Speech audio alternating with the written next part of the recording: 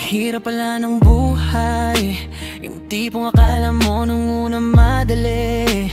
Kasi alam mo na yung dapat gagawin pero hindi.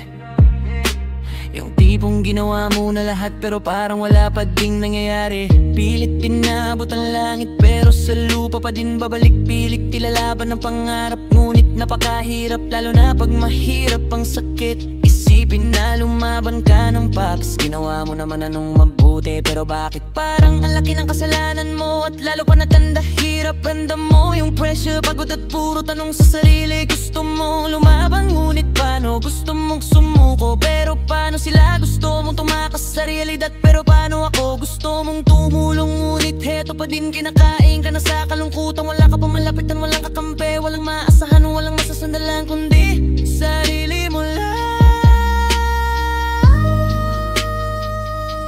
Puno pa ng panghusga, dami matang nakaabang, hinihintay madapa ka. Sariling pamilya, di ka pa maintindahan. Paano na lang, lagi na lang laban kahit walang kalaban. Ang hirap naman, nakakapagod, nakakapressure, nakakaduda, nakakakaba, nakakapagtaka, nakakabaliw, nakakasakit na ganito na lang ba talaga?